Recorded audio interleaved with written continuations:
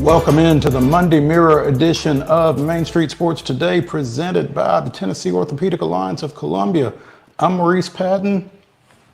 Those guys are, yeah, there we go. There we go. Those guys. Wade Neely, Chris Yao. It's already fun. It has been fun. Mondays are always a mess, but Messy Monday. That may be the new theme for the show. Oh man, we're getting it figured out though. It's going to be a work in progress as we go, but we are looking forward to visiting with Blake Lovell in the second hour, talking a little Southeastern Conference basketball. We had some fun over the weekend in SEC hoops. Going to check in with VALAIR SHABILLA as the Nashville Soccer Club continues on its CONCACAF Champions run. It's Champions Cup. Champions run's an Eagle. Champions Cup run. And what else are we going to talk about? Talk about a little high school basketball. Big high school basketball weekend this past weekend. Big high school basketball week coming up, starting tonight. Or continuing tonight. A lot going on. How did you guys survive the weekend? I didn't. No, it was a good weekend. This yesterday, I don't know if you guys are starting to feel, with daylight savings time coming up, yesterday felt like the longest day in the history of the world to me. You know what? You're right. And I don't dragged. know. Yeah. I wasn't mad about it because it's a Sunday for me, and so I wasn't necessarily mad about it, but man, I was tired. Yeah, and it was just dragged and dragged, and I was like, is it like not bedtime yet? It wasn't. It was like 5. Well, there was stuff that I wanted to get done that I was just too tired to do by the end of the day yesterday. Long weekend. Wade, how about you? I know you had a Wade was the hero of the weekend because Wade went out to Huntington and did a turn and burn Saturday. Woo, yeah. Huntington was a happening spot Saturday night. We hate that Summertown came up empty, but great ball game. Electric place. First time I'd covered a game over there. And we had a fantastic time as the Phillies knocked off Summertown. They've been region rivals, and now they went in the sectional. And so, like I said, hate to see Summertown come up shy, but it was a great game for sure. That's Phillies, Phillies, for those Major League Baseball fans that might be a little confused. Yeah. The Phillies of Huntington because the boys are the Mustangs. Sort of like Vikings and Vikings. A little bit. Over community. A little local knowledge. And, Mary Austin is big into horses, so we pulled on the Mustang Drive, and she was excited about that. And then, the Phillies. They got a good team, and I'm excited for this week for the state tournament. Obviously, the boys' sectionals will be exciting tonight, but I'm excited for the ladies to tip it off in the borough later this week. Yeah, we'll be talking brackets here in a little bit as we dive into high school basketball. Again, boys' sectionals tonight. Girls' Division I tournament starts Wednesday. Boys is next week. So, we'll be diving into that. Like we said, a lot to get into. I guess we're going to have MON-STARS in the next segment. I have no idea who mine are, except for one. Yeah. Okay. So, again, it's going to be a work in progress. All of that. All day here on Main Street Sports Today in the Lee Company studios. So, what do you say? Should we get started? Let's go. Let's give the people this weekend's results and today's schedule on the rundown. This is the rundown. Monday Rundown is brought to you by Zion Christian Academy. ZCA offers a faith-based, Christ-centered education in Murray County. Give them a call today at 931-388-5831 or visit zioneagles.org to schedule your appointment today. Zion Christian, prepared for college, equipped for purpose. Girls basketball results from way back on Friday. We begin this one. It was Good Pasture knocking off the Kings Academy in state tournament action. Again, 58-47 was your final from Friday of last week. Then we tiptoe into the weekend in earnest. Saturday results coming down the pike here now. Bartlett 60, Rossview 23. Lincoln County knocking off Beach 55-39. It was Cleveland winning by 2, 40-38 versus Blackman. Bradley Central kept rolling and cruised to a 67-23 win versus Oakland. Clarksville had a scare but rallied for a 62-51 win versus Collierville. Coffee County defeated Hendersonville by the count of 63-30. Smith County winning in a close one, 40-37 versus East Nashville. It was USJ 70, Good Pasture 58. We mentioned Huntington and Summertown, 52-49 was your final there as the Phillies knock off the Lady Eagles. Also, this game in Lawrence County, but it was Loretto at home with a big win, 64-36 versus Cheatham County. Chester County, 54, Station Camp 47. Wayne County defeated Eagleville 54-46, and it was York Institute 64-38. Concluding our girls basketball action from Saturday. On Friday in boys basketball, it was Providence Christian putting up 54 and winning by 14 versus Evangelical Christian. Saturday saw Briarcrest Christian winning at 80-71 versus Brentwood Academy. FACS winning by 2 on Saturday to cap Saturday results 57-55. That's just an unfortunate. Just seeing FACS by 2 over Providence Christian, and you're sitting there going, If you're Columbia Academy, Yeah. you're like, yeah, yeah, that's tough. That was tough to watch, I'm sure. Men's basketball action over the weekend on Friday. Austin Peay defeated Bellarmine 90-87. It was Lipscomb with an 81-67 win over Eastern Kentucky. Fisk defeated Wiley 65-56 at the Gulf Coast Athletic Conference tournament. That was in the quarterfinal round. And UT Southern, the Firehawks, with a 71-54 win over Mobile in the semifinals of the Southern States Athletic Conference tournament. On Saturday, Vanderbilt falls at home to Louisiana State 75-61. UT Martin with a 96-87 win over Tennessee State earns the Skyhawks a share of the Ohio Valley Conference Championship. We'll talk more about this one, I'm sure. Tennessee 81, Alabama 74 down in Tuscaloosa. Sam Houston with an 81-64 win over visiting Middle Tennessee State. University of the Cumberlands of Williamsburg, Kentucky defeated Cumberland University of Lebanon, Tennessee 100-81. Dillard with a 72-54 win over Fisk in the Gulf Coast Athletic Conference tournament. Trevecca 76, Kentucky Wesleyan 71, and in the finals? Semifinals. What is this? that's championship. Championship of the Southern States tournament.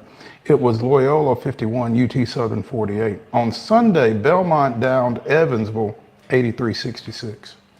Women's basketball from Friday, Belmont down to Indiana State 87-62. It was Georgetown College 85-67 winners over Cumberland. And in the Gulf Coast Athletic Conference quarterfinals, Fisk down to Talladega 67-49 on Saturday.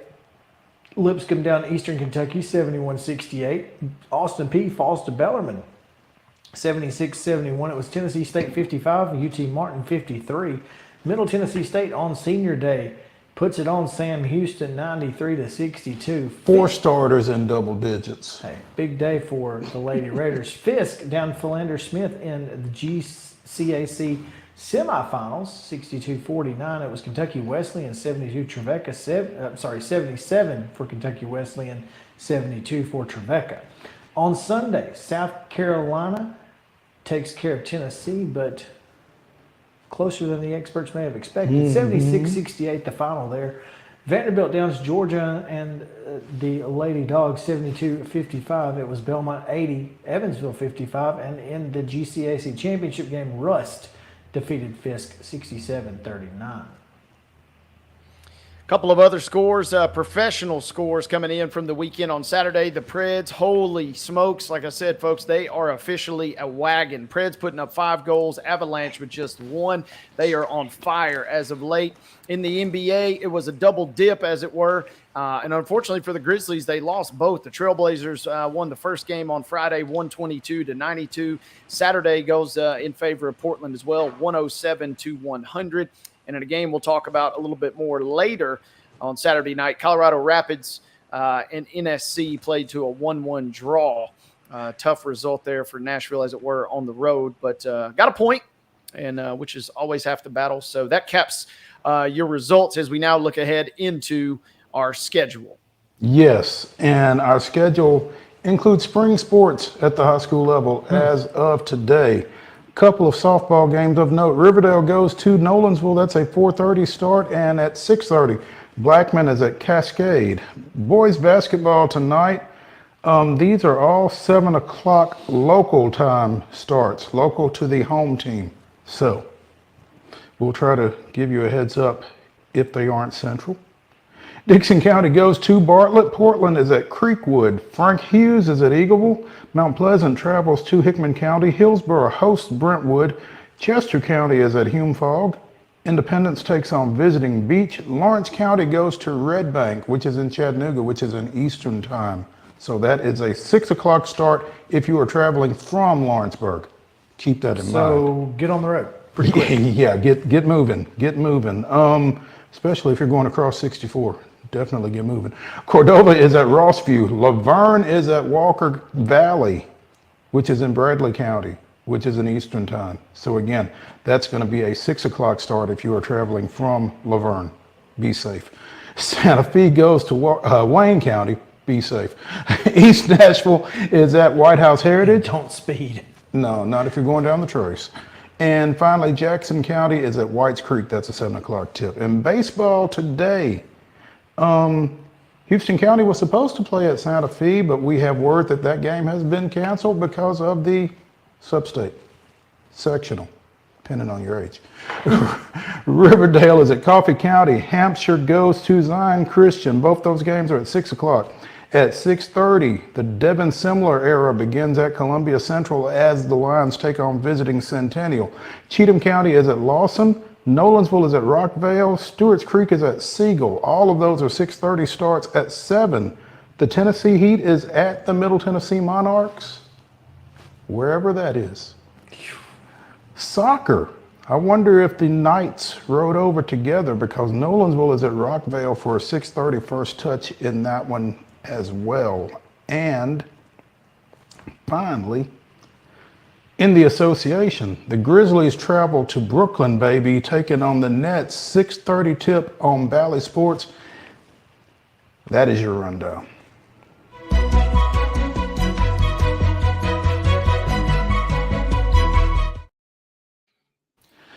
Top story of the day brought to you as always by the fine folks over at Piggly Wiggly and Neely's Mill here in Columbia. Be sure and get through there for their delicious daily deli lunch options. The minute steak, pinto beans, and mac and cheese were clutch today, by the way. So again, get through Piggly Wiggly for their meat and 3 options. Also, their hand-cut meats and everything is cost plus 10% at the register. Piggly Wiggly, Neely's Mill, Columbia, our top story sponsor. And the top story actually comes from Friday night.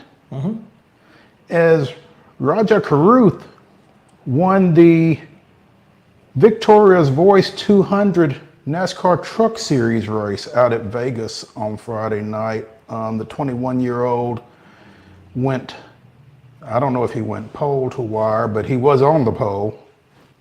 And he Did won not the win race. all 3 stages, but Okay. but that's okay. Yeah, yeah, that's okay. Doesn't matter who wins the stages if you win It the really race. does. I don't think anybody really remembers who wins the stages, do they? Other than points, It's just points. maybe? It's just points. Yep. So, and you get a lot more points if you win the race. So better to win the race than the stages. There you go. So, and Raja Karuth won the points for winning the race, becoming the 3rd African-American driver to win a NASCAR Series race, joining obviously the legendary Wendell Scott and Bubba Wallace in doing so. Bubba won both the Truck Series and has won in the Cup Series. So 4 races, 3 drivers, all historic. Contrary to what some folks might say otherwise. Yeah, I mean, I think it's still a big deal, and Unfortunately, maybe. But maybe, but a lot of people will say, well, when do we stop? 5th, 6th, 7th? Well, who cares? I mean, we would love to see. when it becomes less a anomaly, There you go. when we start seeing more than one guy out there competing. Yeah, when there's not only but one option for those guys to win. When we start seeing multiple black drivers, then maybe it stops being a thing. Well, and that has been a focus for NASCAR for the last several years. I think obviously you're seeing the fruits of that labor starting to find its way. Heck of a weekend for the for the, what do they call it? Drive for diversity? The Drive for Diversity folks, because Kyle Larson, of course, won Vegas, the Cup. the Cup race on Sunday, and he was a member of that program. So pretty big weekend out in Vegas for them. I thought Rajah Caruth's win is even more impressive when you consider that his number 71 HendricksCars.com truck, which ironic, HendricksCars.com in the Truck Series. Maybe they need to tweak that HendricksTrucks.com. Maybe. Yeah. But Caruth gets the win on the 83rd birthday of Dave Marcy, who was the first NASCAR driver to ride in number 71 and made it an icon. Made 71 a legendary number in NASCAR. So how about that? Okay. Little history there for you. Wait. And a cool event in the sense that this is what caught my eye, that Caruth didn't even start racing until the summer of 2019 and got his start. This is how the world works now. Got to start racing on video games and on computers. And a kid from DC, who's only racing experience kind of coming from video games to less than 5 years later, winning a race is a really cool thing. And then obviously, Bubba Wallace showing his support, saying what a massive win for my little brother. What a phenomenal win or monumental win for our sport. Just good vibes all around. And kind of like you guys both mentioned, that, I mean, if you're going to create a program, Drive for Diversity, and you want to see some results, I mean, this is a slam dunk, right? Talking about just how much success that program and those graduates have had. And if nothing else, I'm always kind of on the fringe of NASCAR and racing outside of a little F1. And so the only thing that really kind of catches my eyes, our story like this, and really in the sense that you got a young kind of up and coming popular driver for a sport that, as we've talked with Heather a couple times, is kind of in need of feel good stories. And we're seeing some major, headlines the last couple of races, and to see a young kid come in and kind of steal some of the show. I think this is a great win for not just NASCAR, but American racing as a whole. It's in need of feel-good stories. I think it's in need of a little juice, a little buzz in some areas where you aren't necessarily getting that buzz otherwise. And I think young drivers from underserved communities within that sport may kind of give you a little bit of that. I mean, who knows who's watching Rajah Caruth in the winner's circle who decides, I want to do that. So, and I think that's the big deal. A lot of people asking why are we so caught up in the race of the driver, or what a driver looks like, whether it's male, female, black, white, Asian, whatever. And the simple fact is that, I mean, if you want to grow the sport, and the sport needs to grow, the best way to do that is by opening your doors to everyone. Expanding your audience. And expanding that audience, and by doing so with Caruth and with Kyle Larson and this drive for diversity, this whole program, it's the same reason that I watch WNBA games with my daughter. I want her to see people that look like her doing it on a professional level. I want her to see that females are able to play professional sports or whatever. I want young black kids to know that other young black kids are doing this and they're being successful at it. And it doesn't take just football or basketball or even baseball, to a much lesser degree than it should be these days. We've had that conversation 100 times. But, you don't have to, go out there and put your body on the line to be successful in athletics. Not to say that you're not putting your body on the line when you get sure. in a car and drive 200 miles an hour. But beyond all that, to those that are asking the question, why does it matter? I mean, why are you bothered? You mad, bro? Well, what? I mean, the implication is that it doesn't matter, and I think to a point that you made a couple of years ago that stuck with me pretty heavily was, we want you to see the color and it not matter. So it does matter, but then it doesn't. It matters because it's important to understand that only people who look like Dale Earnhardt are not the only people capable of being successful in this sport. And so that's why it matters.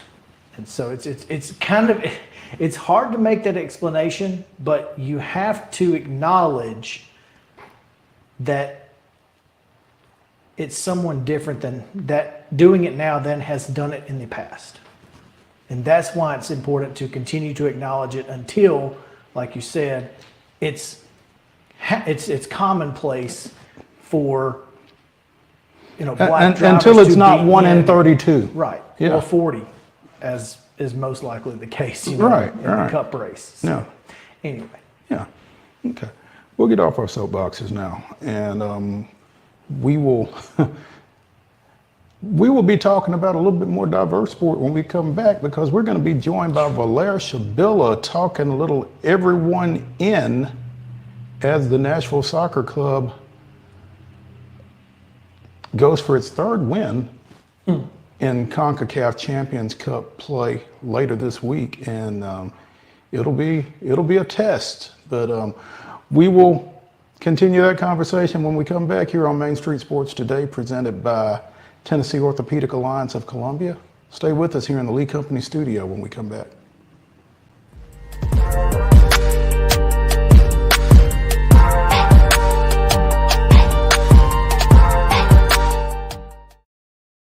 Whether you're an athlete or a weekend warrior, when it comes to your performance, don't settle for anything less than excellence.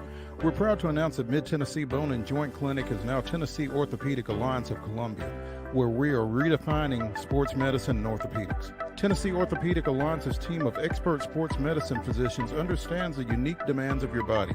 TOA Columbia specializes in personalized orthopedic care, offering state-of-the-art treatments for everything from sports injuries to joint replacements. Learn more at toacolumbia.com. With Lee Company technology, the best handymen are hands-off. Lee Company techs have been using visual findings and other smart technology tools for years to add transparency and virtually take customers along. You see what we see, whether we're in a crawl space or on a roof. With Lee Company, technology helps us help you, no matter what's happening in the world or at your house. Jones & Lang Sporting Goods here in Columbia has been outfitting teams, officials, and anybody else from T-ball to college for 50-plus years. Be sure and check them out at 931-388-8060 or online at jonesandlang.com. Jones & Lang Sporting Goods, the look of a winner. Zion Christian Academy, zioneagles.org or 931-388-5731. You can schedule your appointment. Go tour their campus. It is beautiful over there, and you're definitely going to want to see it. Again, it's zioneagles.org. Give them a call, 931-388-5731, and schedule your tour today. Custom Stone Handler supplies over 600 distributors and suppliers with quality stone products. Along with River Stone, we produce and distribute over 100 building, landscape, and other bulk products. Our goal is to provide quality products, service, and partnerships to ensure our customers' success. We firmly believe that the measure of any person or company is how they treat other people and customers. Give them a call at 931-490-4990 or visit CustomStonehandlers.com. A game without a crowd is just a scrimmage. A performance without an audience is just a rehearsal. Without your presence, high school sports and the performing arts aren't possible. Ensure that these essential extracurricular activities continue to enrich the lives of students in Tennessee. Purchase a ticket to your local high school's game or performance. This message presented by the TSSAA.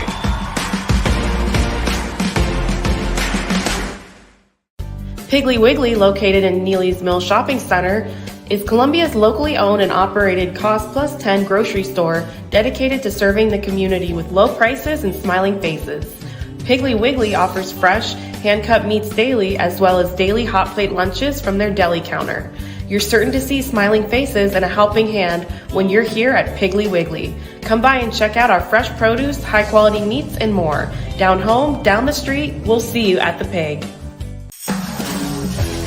We thrive under the lights. A city of performers. Putting on one heck of a show. Headlining night after night. Welcome to Smashville.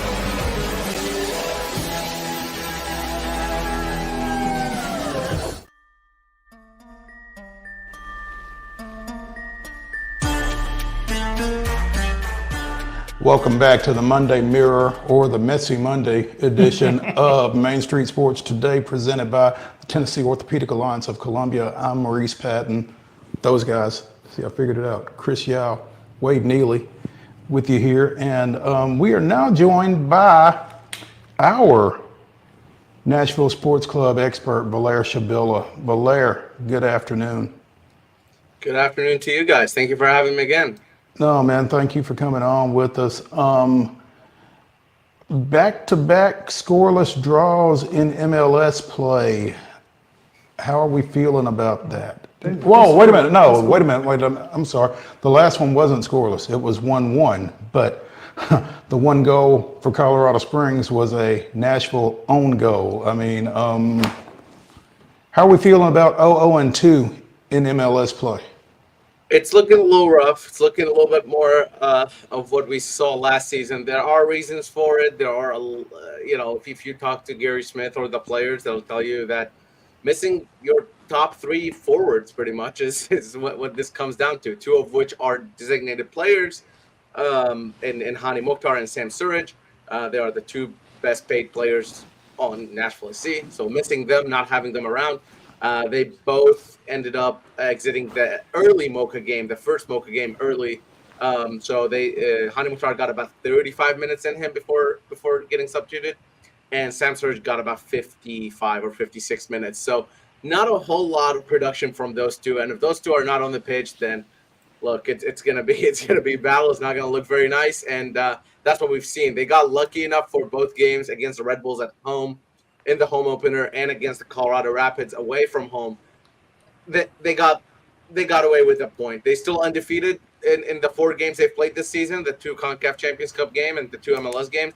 I don't think anyone is optimistic on what they've seen, but also I think the reasons that I've mentioned before as far as the injuries and the congested schedule might be the biggest factor of the results we've seen so far.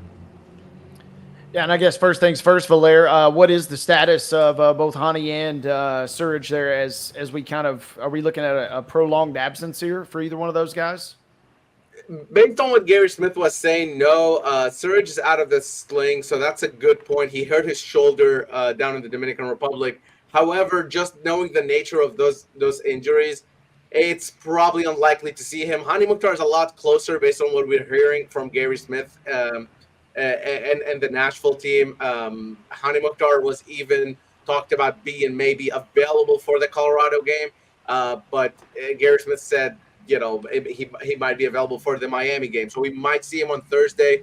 And then the last one is Randall Leal, who's a little bit on a longer-term injury, but he's also on the way back. The initial timeline, I think, had him back for the Galaxy game, which is the one after the Miami game this Sunday. But, again, this is when the injury is healed, which doesn't mean that you're ready to play right away. For some of these guys, they haven't really been around the pitch a whole lot. But the main one is, of course, Hani Mukhtar, League MVP in 2022.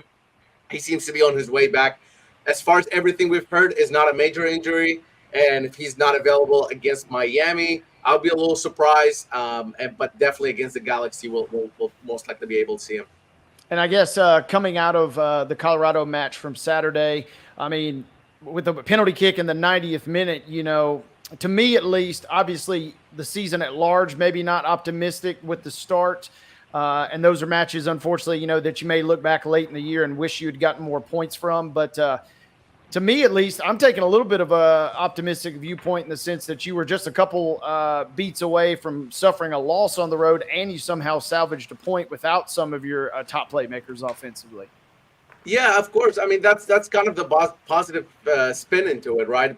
I mean, people can look at it in different ways, but when you look at Colorado and what they created in that game, they didn't really do much. It was a lot different than the Red Bulls games at home, where Red Bulls were attacking. Red Bull hit the post 3 times, to where Colorado didn't really have that much of an attack. There was a Joe Willis save. There was a Jack Mayer clearance, that kind of saved that draw or salvaged that draw.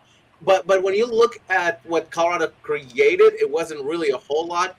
And and to kind of keep going on your point, if Shaq Moore hadn't headed that ball, unfortunately, into his own net, Nashville might be looking at even a win from an away game that they didn't really get to play a whole lot in. So, yeah, I mean, I don't think it's a reason to be panicking at the moment. I understand the fans' frustration because, again, it looks more of the same of what last year looked like. But currently, with the situation that's going on with Nashville, I just think it's too early to make any judgments of them for this season. One other question I had with those guys being out, what have you noticed tactically, if anything, that NSC has kind of done to mask, I guess, the fact that, they are without some of their elite forwards at the moment? What have you noticed?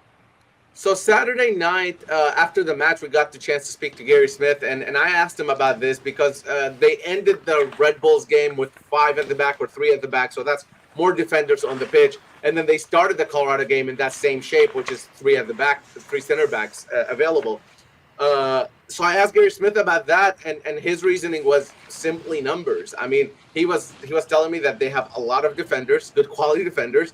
They have a good amount of midfielders or a few midfielders at hand at least. But in attackers, they just don't have the numbers. They don't have those numbers. And when you look at the way some of these attackers play, like Jacob Schaffelberg and Mackenzie Gaines specifically, these are very bursting forward. So they are making these runs very fast, and they're putting a lot of effort into each attack. Even if it doesn't pan out, even if they're not getting the ball, they're still putting in that effort, which is why you see a lot of those wingers like Mackenzie Gaines and Jacob Schaffelberg rarely ever play 90 minutes because they're putting in so much effort down the flank, right? So with the extra defender, it just provides a little bit more stability for Nashville SC. And I would not be at all shocked or surprised if they go with that for the Miami game on Thursday, because when you look at the 3 center backs, that is where you have the most quality for Nashville SC. Walker Zimmerman, Defender of the Year, for 2 years running in MLS, not the last year, but the 2 years before that. Jack Mayer, an up-and-coming young center back who's been in talks of being best 11, and Lucas McNaughton, who they got on a bargain deal from Toronto and has turned out to be a Canadian international, really. He's been playing with a Canadian national team as well. He's featured a couple of times for them. So you look at those 3 as your center backs, and I think it makes complete sense for me to start with that formation, to have all three of them on the pitch, because those are your strongest players. VALAIR SHABILLA joining us here on Main Street Sports today, talking a little Nashville Soccer Club. And again, the CONCACAF Champions Cup continues Thursday with, as Wade likes to refer to him, Inter Messi coming into Geodis Park, taking on Nashville Soccer Club. Obviously, VALAIR, this is an uphill battle for Nashville, and even more so given the health situation up front in particular. What are the expectations? I mean, I don't think it's not, Nashville isn't Mocha to Inter Miami's Nashville, are they? They're not. It's not at that level. It is still miles apart. And I mean, let's go ahead and talk about it. Lionel Messi, right? How's the best player of all time. Even his biggest haters will agree that if he's not the best player of all time, one of top 3 players of all time. And we were talking all time, as in all 150 years of professional soccer or whatever. So yeah, he's really good. That's my analysis on it. But in all honesty, I mean, you're looking at more so of what Miami did this offseason.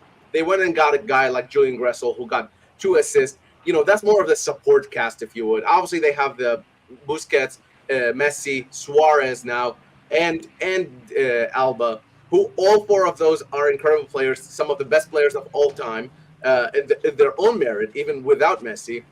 But they've all played with Messi before. They all know each other, and they're all very happy to be in Miami, not only collecting paychecks, playing beautiful soccer, and living in Miami. So they're having a good time. They beat Orlando 5-0 just this weekend. Orlando finished second in MLS Supporters Shield last season. They are a very good team. They knocked Nashville out of the playoffs. They just destroyed them 5-0. Now, not every game is going to be Orlando. Not every game they're going to go in winning 5-0, but that is in their toolbox. We know that about Miami. We know that about Messi. But like I said, there are some other guys like Julian Gressel, who I really like, of course. And anybody who's been around MLS will know him. He's not a star player or anything like that, but he is kind of that engine, and he can play center mid or right back. They just traded DeAndre Yedlin, who was a U.S. international, to Cincinnati to free up some cap space as well. So he might be featured in the right back, Julian Gressel, but keep an eye out for him. But of course, I mean, like, they have Suarez, like Luis Suarez is just an incredible striker. He played last season. They also added him in the summer. He played last season they added him in the winter, in January. He played last season in Brazil and had, I think, 30 goals or something close to it, which is incredible at his age. And if he can do that in Brazil, he can surely do that in MLS. So it's an uphill battle for sure. It's not the one thing that kind of you can tell that you can say about Nashville SC is that they've played Inter Miami with Messi twice already, and in 210 minutes, Inter Miami were able to score 1 goal and not win in regular time at all. Both games ended 0-0 and 1-1. So they've done this before. Yes, they didn't have Suarez, but that doesn't change a whole lot when you look at the whole team. So again, it's a different season. Things can go either way, but Nashville have done this before. They are very good defensively, and if they keep their shape, they might be able to get something out of this match at home on Thursday. I'm curious, VALAIR, Thursday's match, is there any positive for the fact that Nashville does have at least the 2 Mocha matches in that particular cup play under its belt, whereas Miami's coming in fresh to this tournament? A little bit. I mean, it would have been much better if it was a little earlier for Miami, because they've already played 3 MLS games, actually, Inter Miami, more than any other MLS team. So they ended up opening the season on Wednesday before everybody else played, and ended up getting that extra game under their belt. But that also can affect them, because, like I said, the ages of these players, the age profile it's late 30s for these star players, right? So they just played on Saturday. They're not going to be as fresh as a 22-year-old or a 25-year-old will be. The couple advantages I'll say with Nashville SC is that they've had another game under their belt without Hani Mukhtar and Sam Surridge in Colorado. So maybe that does help out a little bit, maybe giving that shape that I was talking about with the back 5. That allows them to, because Gary Smith said they never practiced that during the preseason. So they were never able to play a back 5 in the preseason because they didn't anticipate this happening. So maybe another game in the back five, like the Colorado game, will get them a little more comfortable going into this Miami match, since they did get to play that Colorado match in that shape. Playing this first leg at home, obviously a win would be massive, but what's a realistic expectation for Thursday at home? And then how much or how many goals maybe would NSC need to win by to really put themselves in a good position for the next week on the return leg? The easy answer is as many goals they can score, right? But I'll give you a real answer, is that no one is expecting Nashville SC to come out with a win on Thursday. I mean, maybe some people are talking about a draw, maybe a 1-0 win, even possible, or 2-1 win. But they are definitely going into this as the underdogs. But that has been where Nashville SC, as an organization, for the last 8 years or so of their professional involvement back in USL as well as in MLS, that's when they thrive as underdogs. They've been able to win some really huge matches as the underdogs, and as soon as they become the favorites, they don't really deliver. So I think there's something to be said there, and I think going into this match, having no one believing in them, I think that will be a point that Gary Smith's gonna hone into these players right before the match. Hey, look at every pundit out there, every fan out there. No one thinks you're going to get anything out of Miami. Go prove that you are Shaq Moore, the USMNT player. Go prove that you are Walker Zimmerman, the World Cup starter Walker Zimmerman. There's a lot of motivation from Nashville's part. And then there's also motivation in the attack, because the current attackers, you're looking at guys who maybe get limited minutes if Hani Mukhtar and Sam Surridge weren't hurt. They have a motivation as well, because they want to prove their spot in the team. Everybody's talking about how Nashville is hurting without these actual two, Hani Mukhtar and Sam Surridge. Well, Jacob Schaffelberg, Teal Bunbury, even Mackenzie Gaines might take a little bit of offense to that. Hey, I'm here. I can prove myself, and maybe go get yourself a goal against Miami. All of a sudden, people are buying your jersey. So I think there's a lot of Nashville motivations that could go into this, and that would be the point that I would drive the most if I was Nashville SC, because that's kind of where you can get the most out of your players. So then, Valair, are we going to see some Nashville versus everybody T-shirts Thursday night, or what? If they get a result against Miami, I guarantee you there will be that. The thing is, while I say nobody expects them to win, everybody in the MLS community will probably be cheering for them to win, because Miami is the team to hate, other than Miami, of course, right? So there's everybody versus Miami, and Nashville just happens to be there more so. Gotcha. Okay. All right. It makes sense. Hey, Valair, too, speaking of, and this may be the last tactical question I guess I'll ask, but with it being that first leg, if things kind of got crazy, whether it's Nashville leading potentially by 2 goals or obviously potentially trailing by a couple of goals, considering you have the return leg next week, does Gary make adjustments on the fly and just try and mitigate the damage, or try and just dial in that result? How does that work for the lay person, I guess, in terms of cup play? Yeah, that's definitely part of it. You'll have to adjust, whether on the fly or even before the match, really, because you don't have, because you have a match in between as well. So you play Thursday, Sunday, then you play Wednesday again, which is a lot of matches. They've been playing 2 matches each week. So Nashville SC players are, they're physical, they're very fit guys, but look, this is not a sustainable schedule at this point. So in terms of tactically, yeah, I can totally see something like that where, hey, if Nashville goes 1-0 up or 2-0 up, I can totally see Gary putting in maybe another defender, or maybe putting in somebody like Top Ryan Anunga, who is a center mid but plays it in a little bit more defensive way, versus somebody like Drew Yearwood, who is still a center mid but plays it in an attacking way, right? So I can see stuff like that. But honestly, I think the most adjustments you'll see more so from Tata Martino and the Miami side, more so than Gary Smith, because Gary Smith is a little bit limited with the injuries that are coming up to him, to where on Miami's side, they have to manage those minutes very carefully. If they just play a lot of those, again, Suarez, Messi, they played almost 90 minutes against Orlando. These are people in their late 30s. They are not as fit, like we talked about. So maybe he will have a little bit more adjustment on his part, especially knowing that the return leg is back home at Miami for them.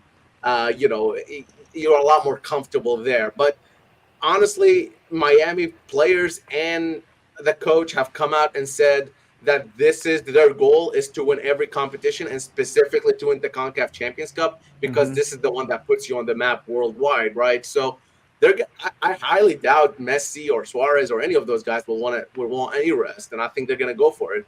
But if Suarez was to rest, Leo Campana comes in, another DP striker who's really good.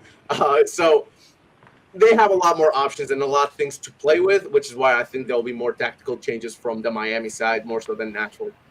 And going into Thursday's match, now put on your fan hat, I guess. And we saw what happened when Miami came to town last year, but that was, a Leagues Cup final. What's the buzz? Obviously reading a lot of chatter about season ticket holders and prices being inflated. But I guess the other key point is Messi is unlikely to be featured when the team comes back in June with the Copa America going on. So I guess if you would kind of just paint that picture in the sense that where the ticket market stands and how fans can maybe get to this match on Thursday. Yeah, I think Nashville City disappointed a lot of people once they came out with their pricing for this match. So if you're a season ticket holder, you did get the right to reserve your seat for this match. Now, this match is not included in your season tickets because it's a cup match and not an MLS match, right? However, if you reserve the right to your seat, you have to purchase that seat at 4 times and sometimes 5 times the price that you originally had per game. So while Nashville SC claims that this is still on the cheaper side to go see Messi in Miami, which I understand, I think a lot of fans are very frustrated with the fact that a seat that cost $100 is now almost $500. And should that be the case just because one player is coming to town? It's not a good look. There's a lot. I think a lot of folks are very upset about it. There's talks of protest or even just people not going to the game. And I think, and honestly, what that's going to affect Nashville SC more so than anybody, because if you don't have your season ticket holders there, which, by the way, at this moment, if you try to purchase season tickets, there is a wait list for Nashville SC season tickets because they have sold out of season tickets for the entire for this entire Geodis Park. So when you're talking about that core fan base that could really create a home field advantage for you when Messi and them are coming to your town, and you kind of treat them in this way, I think you'll lose a little bit of that home field advantage. And then I think that's something that Nashville SC might look back in and maybe just regret a little bit.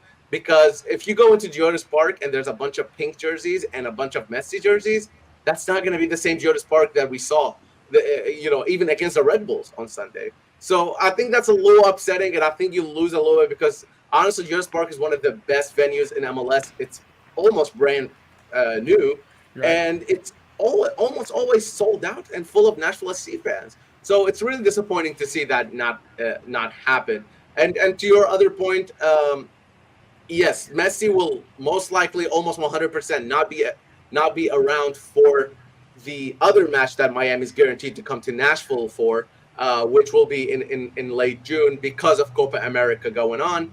Copa America is a competition for the national team, so he'll be playing with Argentina, representing his country. So that takes priority, of course, above club soccer. So with that said, that means that Thursday could be the only time you see Messi play against Nashville here at Geodis Park.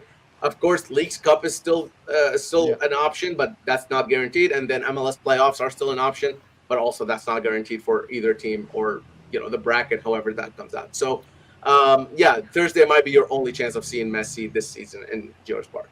One other quick question about the ticket prices. Obviously, this is the one that's getting a lot of buzz. But if Nashville were to somehow advance in this tournament, is that ticket trend going to continue upward, or is this kind of just truly a one-off considering the opponent that's coming to town? Because, I would be willing to maybe make the sacrifice financially if it was a later round match, but considering it's only the second round of 16, rather, it does feel a little unique. And I'm just curious, would that continue the rounds, the price increase even for season ticket holders?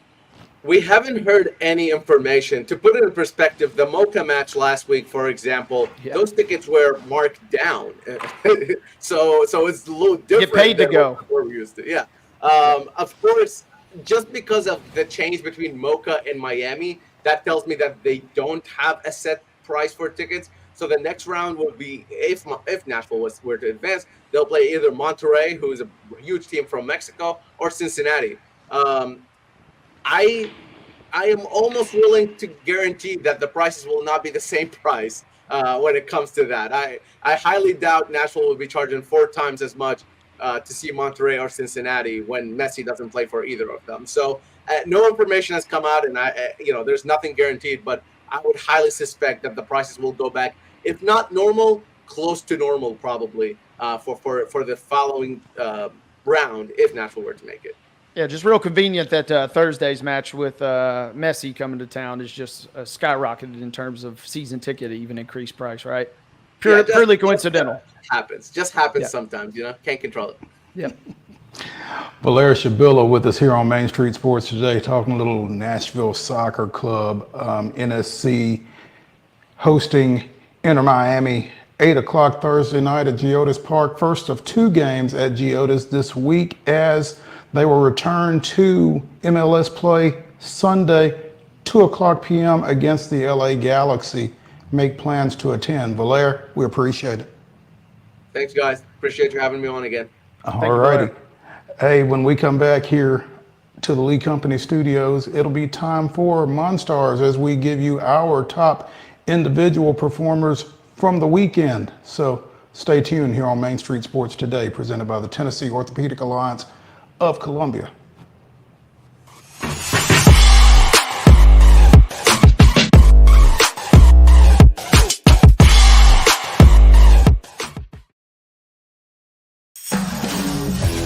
We thrive under the lights. A city of performers. Putting on one heck of a show. Headlining night after night. Welcome to Smashville.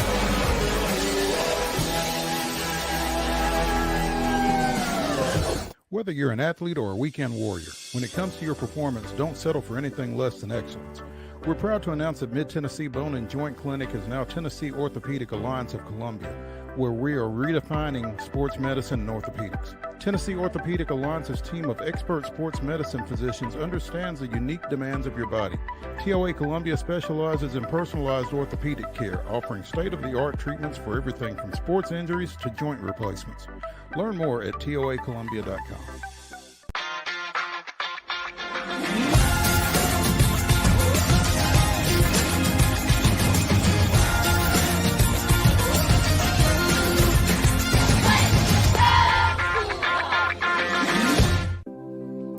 Custom Stone Handler supplies over 600 distributors and suppliers with quality stone products. Along with River Stone, we produce and distribute over 100 building, landscape, and other bulk products. Our goal is to provide quality products, service, and partnerships to ensure our customers' success. We firmly believe that the measure of any person or company is how they treat other people and customers. Give them a call at 931-490-4990 or visit CustomStonehandlers.com. A game without a crowd is just a scrimmage. A performance without an audience is just a rehearsal. Without your presence, high school sports and the performing arts aren't possible. Ensure that these essential extracurricular activities continue to enrich the lives of students in Tennessee. Purchase a ticket to your local high school's game or performance. This message presented by the TSSAA.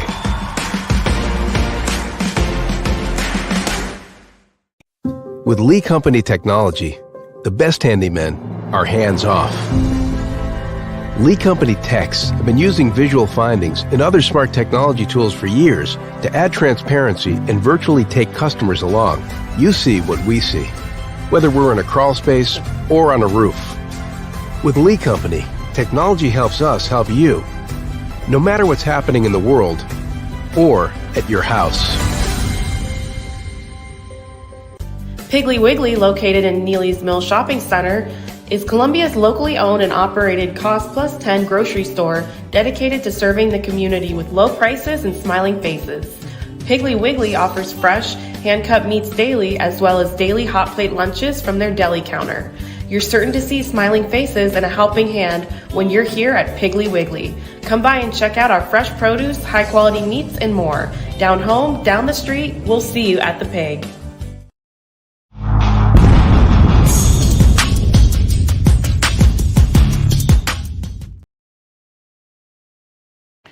Welcome back to the Monday Mirror edition of Main Street Sports Today, presented by the Tennessee Orthopedic Alliance of Columbia.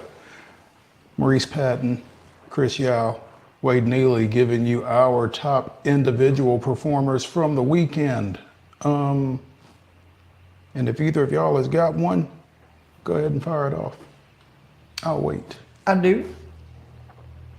I'll start in the National Hockey League, where Cody Glass with the hat trick. Oh man, you should have let me start. I should have went. Cody Glass with a hat trick against the Avalanche in a 5-1 win over Colorado. Big win for the Predators. Wade? Can't hear you. Wade? Wade, we can't hear you.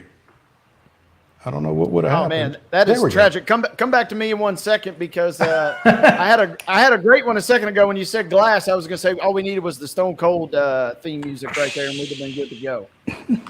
So come back to you. Is that what you're saying? Yeah, come back to me in just one moment. Okay, we'll come back to you in just one moment. In the meantime, I'm going to go with Louisiana Lafayette pitcher Chloe Riazetto, who threw all 8 innings, 136 pitches of the Ragin' Cajuns' 7-5 victory in 8 innings at Oklahoma yesterday, ending the Sooners' 71-game win streak. ULala was up 5-3. Oklahoma scored twice in the 7th to force extra innings. Lafayette scored twice. I'm sorry. They tied at 4-4, Oklahoma did.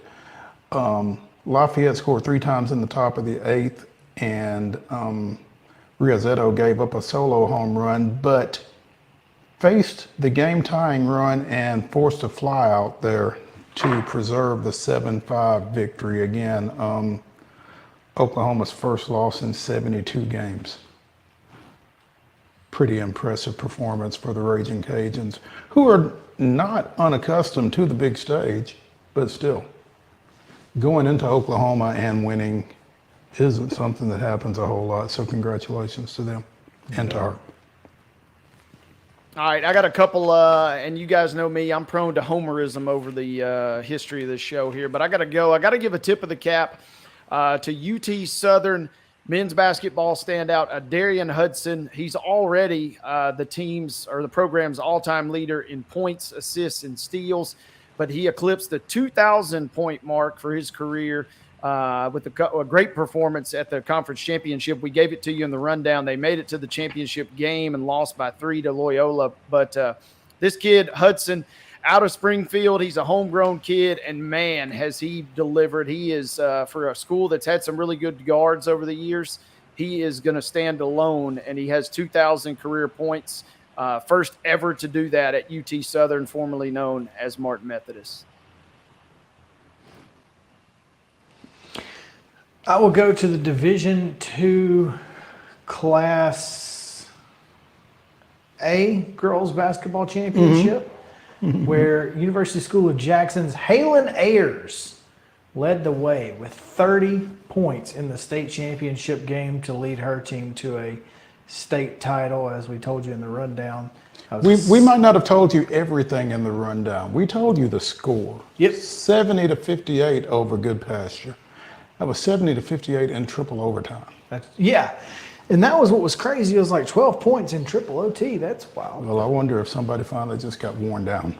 Or if somebody fouled out. Or if a few folks fouled out. Could have certainly been part of it. But Halen Ayers is a freshman. Halen Ayers is a freshman. She's also 6 foot tall. Which is about 8 inches taller than her mom, former Vanderbilt point guard Ashley McElhaney Ayers. Yep. So, apple tree. There you go. Yeah. Wade, you want me to go again? Now, come back to me real quick. Or I'm ready to rock and roll. I mentioned I'm a homer, and there's a little something to this NASCAR, and there may or may not have been some financial implications involved with this, but I got to give a shout out to our guy, Daniel Suarez. I had him in a head-to-head matchup. You know, he finished 11th in that Chevy 99, but I had him in a head-to-head matchup versus Chase Briscoe over the weekend, and he made it a little easy for me. He finished 10 spots ahead of Briscoe, who finished in that Ford number 14 car at the 21st position. So shout out to Suarez. You know, like I said, a little bit of a homer pick, but I'm not above that necessarily. No, we don't mind homer picks when they involve trackhouse racers. So that's good.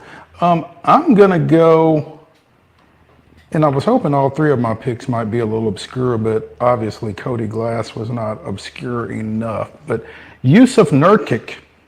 Oh, my, yes. 14 points, 31 rebounds, the latter setting a Phoenix Suns franchise record last night in their 118-110 loss to Oklahoma City. 31 rebounds, the most in the NBA in a single game in 14 years. You know, it's funny. We were, I almost texted you guys last night, but it was about 11 o'clock. I was like, are you checking out this box score right now? Because I had a friend that sent this to me and said, is this real? 31 rebounds. You know, you thought your ESPN app had just blown up. Had for glitched. A second there. Yeah. You thought there was a typo. You know, maybe 21 rebounds, but not 31. Holy cow. Maybe 13. Maybe they got it reversed. Right? Yeah. Yeah. That's more than some teams get in the NBA, considering how little they miss. There you go. Yeah. So, well, it's not 31, but it is 16 to go along with 26 points as number 12 Creighton defeated Marquette 89-75 on Saturday behind Baylor Shireman's 26-16 performance. So for that, he gets my third MON-STAR. Wade, you got another MON-STAR? Yep, last MON-STAR for me. I opened with UT Southern. I'm going to close with UT Southern. But this one, even though Darian is a Tennessee kid, this one hits even a little closer to home. Shout out to our guy, Brady Brown, former Summertown standout, who is now the all-time UT Southern three-point leader. He's banged home 206 threes. And you guys got to cover him in high school. I did just a touch, but I got to cover the first couple of seasons of him when he was a young pup at then Martin Methodist, but now 206 threes. He's the all-time three-point leader, and Darian is the all-time point scorer. They have been an electric team to cover this season and to watch, and it was so fun because Brady Brown, he's just such a good kid too, and it's always great when you see good things happen to good kids, and he's worked hard, and he stands alone in three-point marksmanship for UT Southern. Brady Brown of Summertown. Man. I could work with that. Yeah. You know, we've talked a lot about this UT Alabama game. We're probably going to talk a little bit more about it before the end of the show. And Zakai Ziegler was recognized as the ESPN player of the game, 18 points, 4 assists in that 81-74 victory. But I'm going to go with the Vol who had a double-double. Josiah Jordan James, 11 points, 13 boards. I mean, he's no Yusuf Nurkic, but still, 13 boards. It's not bad. So, Josiah Jordan James is my third MON-STAR for his part in UT's win on the road Saturday night. Let's take a break. And let's come back.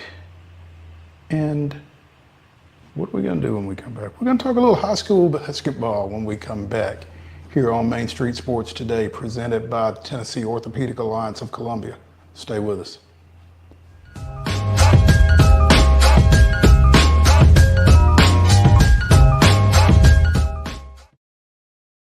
Welcome to Protein Snack Shop, your destination for healthy and delicious low-carb snacks. Our specialty lies in providing protein-packed desserts that are perfect for those following a keto diet. Our products are made with high-quality ingredients, ensuring that you can satisfy your cravings without compromising your health goals. From a variety of flavors and options to choose from, you can enjoy guilt-free snacking while staying on track with your fitness journey. Don't miss out on our limited time offer. Discover Protein Snack Shop today. Whether you're an athlete or a weekend warrior, when it comes to your performance, don't settle for anything less than excellence. We're proud to announce that Mid-Tennessee Bone and Joint Clinic is now Tennessee Orthopedic Alliance of Columbia, where we are redefining sports medicine and orthopedics. Tennessee Orthopedic Alliance's team of expert sports medicine physicians understands the unique demands of your body. TOA Columbia specializes in personalized orthopedic care, offering state-of-the-art treatments for everything from sports injuries to joint replacements. Learn more at toacolumbia.com. With Lee Company technology, the best handymen are hands-off. Lee Company techs have been using visual findings and other smart technology tools for years to add transparency and virtually take customers along. You see what we see, whether we're in a crawl space or on a roof. With Lee Company, technology helps us help you, no matter what's happening in the world or at your house. Jones & Lang Sporting Goods here in Columbia has been outfitting teams, officials, and anybody else from T-ball to college for 50 plus years. Be sure and check them out at 931-388-8060 or online at jonesandlang.com. Jones & Lang Sporting Goods, the look of a winner. Zion Christian Academy, zioneagles.org or 931-388-5731. You can schedule your appointment. Go tour their campus. It is beautiful over there, and you're definitely going to want to see it. Again, it's zioneagles.org. Give them a call, 931-388-5731, and schedule your tour today. Piggly Wiggly, located in Neely's Mill Shopping Center, is Columbia's locally owned and operated Cost Plus 10 grocery store dedicated to serving the community with low prices and smiling faces. Piggly Wiggly offers fresh, hand-cut meats daily as well as daily hot plate lunches from their deli counter. You're certain to see smiling faces and a helping hand when you're here at Piggly Wiggly. Come by and check out our fresh produce, high-quality meats, and more. Down home, down the street, we'll see you at the Pig. We thrive under the lights. A city of performers. Putting on one heck of a show. Headlining night after night. Welcome to Smashville.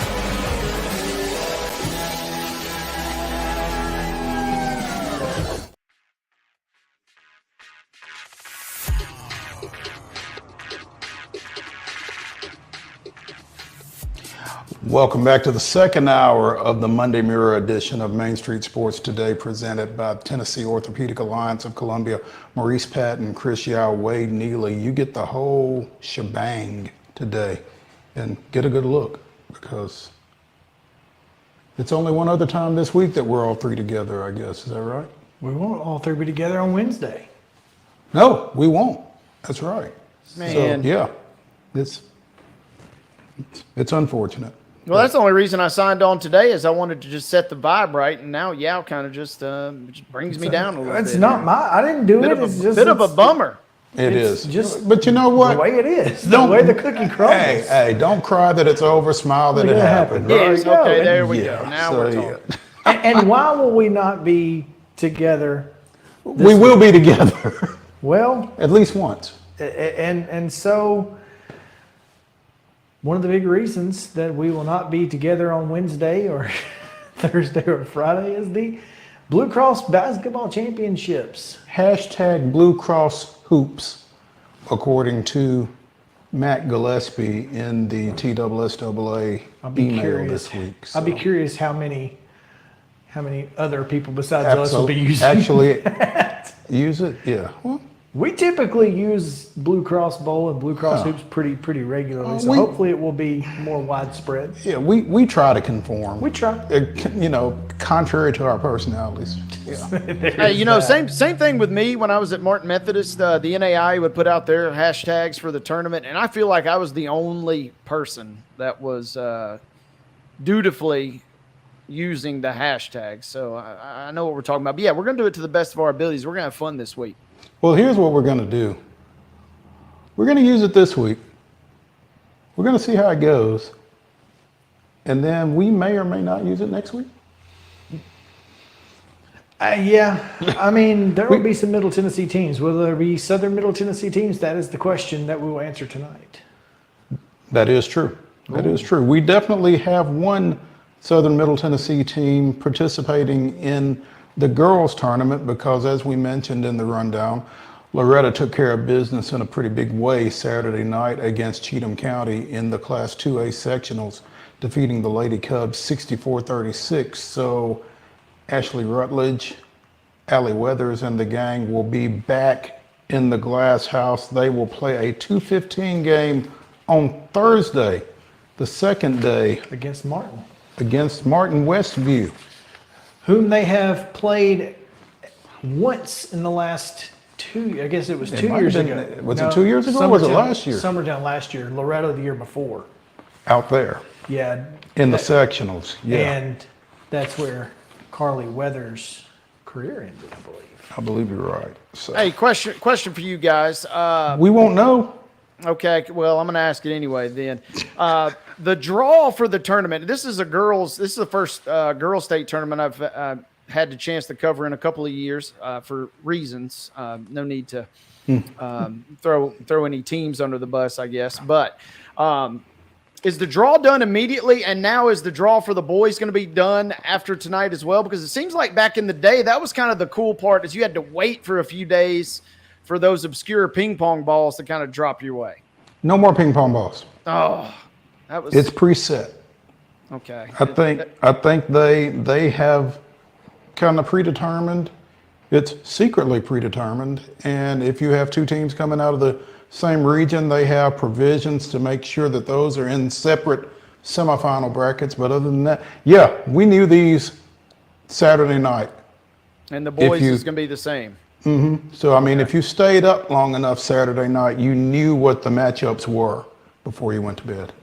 Man, I fondly reminisce Giles County back in the 2003 state championship run. We just had to sit there and agonizingly wait for a few days before you even found out who you were playing, let alone, obviously, you got to wait darn near 10 days before you finally get on the court again.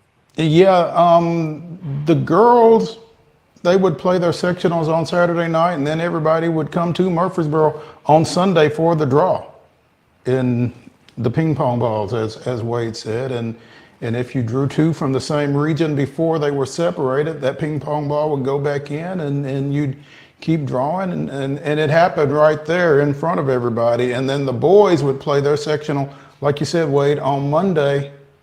After the girls' draw, before the girls' state tournament, they would come to town the following Sunday, and you would have the draw. So you would go, if you were a boys' team, you would go almost a week before you knew who you were playing, which boys' coaches weren't very happy about how that impacted their preparation.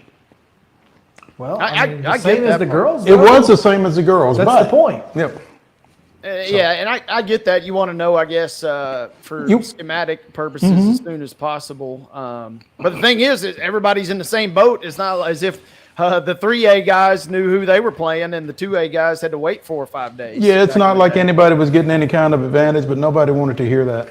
Yeah, there you go. So, let's go through the schedule. Yeah, because it starts at 9:30 a.m. Wednesday. It'll start at 9:30 a.m. all 3 days, actually. 4A quarterfinals get you started. Sevier County, Bartlett at 9:30. Cleveland, Lincoln County at roughly 11 o'clock. How about those Lady Falcons? I think this is their first ever.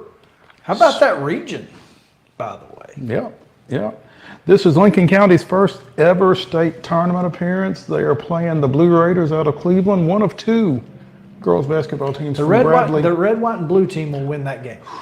Right. Yeah. And Lincoln County gets in after the crazy buzzer beater versus Nolensville, which I don't know if we ended up running the video on the show or not, but just a crazy finish where they just threw one up, not even really. You didn't think it would even have a prayer of going in, and boom, bottoms up, and they knock off Nolensville. Now, Coach Tips and the bunch headed to Murfreesboro. The only Tips going to Murfreesboro, by the way. Good point. 12:45, you got Kingsport, Dobbins, Bennett, and the other team out of that region that you referred to, Coffee County, the Lady Raiders. And the finale in Class 4A has Bradley Central 31-1 and Clarksville 31-0 at about 2:15. And That is unfortunate. It really is unfortunate. I mean, you know, Sevier County comes in at 31-3, Coffee County's 33-3. But I think the consensus is that Bradley Central and Clarksville may be the two best teams in this thing. So That's unfortunate. it is indeed. It's very unfortunate. In Class 1A at 4 o'clock, you've got North Green and Greenfield. North Green back again. Moore County, the Lady Raiders, and Clay County at 5:30 roughly. At 7:15 is Cloudland and Pickett County, and at 8:45, I don't know when you're going to get a nap, but you might want to try. Wayne County and South Fulton in the nightcap on Wednesday. So A trip back to Waynesboro is not going to be fun no matter what. maybe they stay up. Maybe. Yeah. On Thursday, it starts again at 9:30. McMinn Central and York Institute in Class 2A quarterfinal action, followed by Gibson County and Huntington. Gatlinburg, Pittman, and Smith County at 12:45. And the final game in Class 2A is Loretto and Westview, as we discussed. 3A quarterfinal action starts at 4 o'clock on Thursday with Cott County and Heritage. Dyersburg and Jackson Southside. Greenville and Upperman, and the finale is South Gibson and Chester County. South Gibson, led by former Summertown coach Katie Embry. Yes. Yeah, good catch. Let's see. Semifinals are all day Friday. Championship games are Saturday. Starting at 1. 1 o'clock for 4A, 3:30 for 1A. 6 o'clock for 2A, and 8:30 for 3A. So that is your girls Division 1 state tournament schedule. Do we have any? Let's call anybody on the road is the underdog tonight. Who's the best chance for an upset in boys sectional play? You know, I don't have all of them right in front of me, but In our area. So I just pulled up the rundown. I just don't know that Santa Fe winning anytime is an upset, for one thing. Well, and I mean, that's a tough place to play, but yeah, you're. It's a tough place to play, but as Brad Slaughter pointed out to me as we were leaving Thursday night from the Richland gym, from the Dwight Clark gym at Richland High School, we've had some success in Wayne County before. Well, the Black and Gold Wildcats definitely got a chance to win. I like their chances. And you can follow at Wade Neely tonight for updates, Between the Santa Fe Wildcats and the Wayne County Wildcats. both of whom wear black and gold. Yeah. Just a different shade of gold. Yeah. One's yellow, one's more gold. You'll be able to tell which team is which in Hickman County when Mount Pleasant goes over there. It's cats and dogs, tigers and bulldogs specifically. The blue and red tigers, the black and red bulldogs. I think this is going to be an interesting ball game. I think, again, I think Mount Pleasant, Santa Fe both have a chance to win. I think they've got as good of a chance to reach the glass house as anybody tonight. So, yeah, I certainly feel like it would be less upset if those two teams were to win. It's going to be a tough row to hoe for Frank Hughes. Yep. But what if they win? What a story, right? I mean, Hoosiers-esque.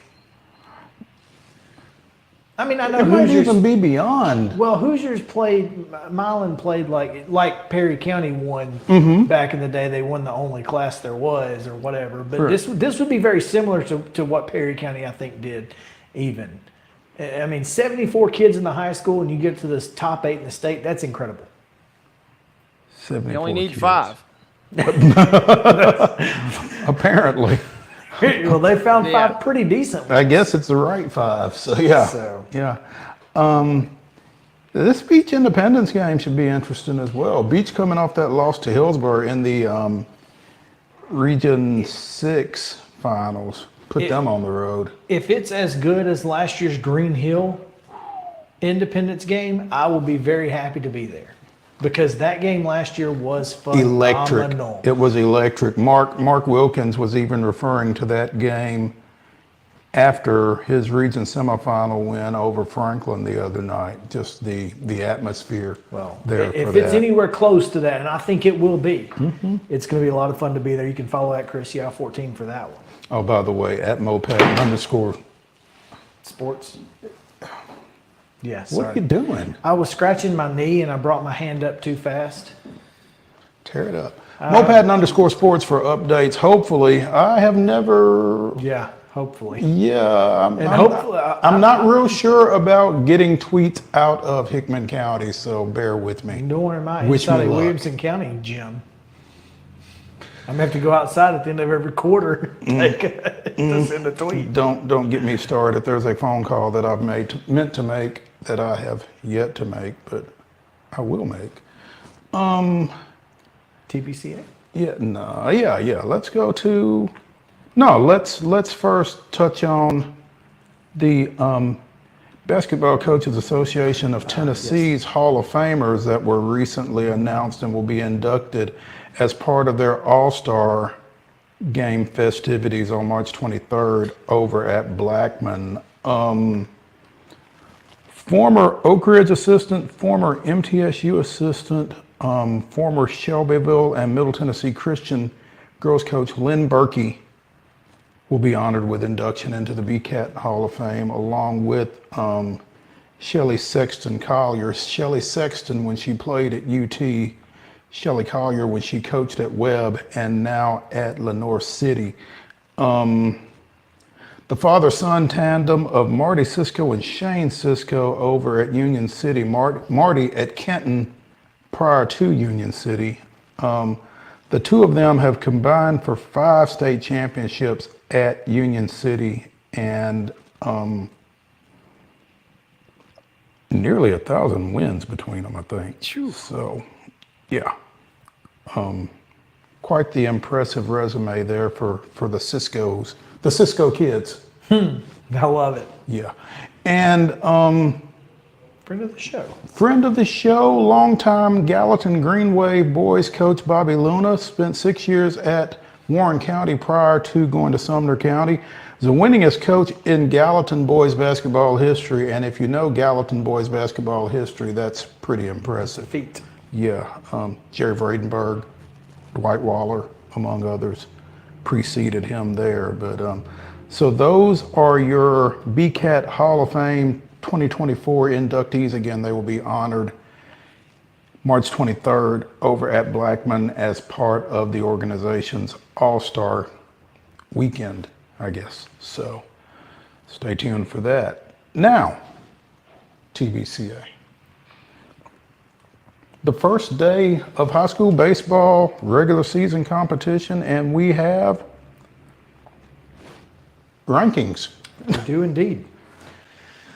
Starting Class A, where Eagleville tops the list. No surprise there, really.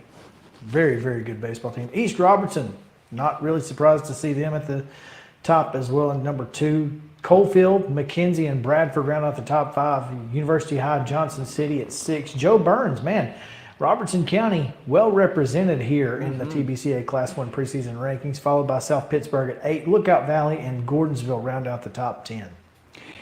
In 2A, the Bulldogs of Milan are number 1, followed by Sweetwater.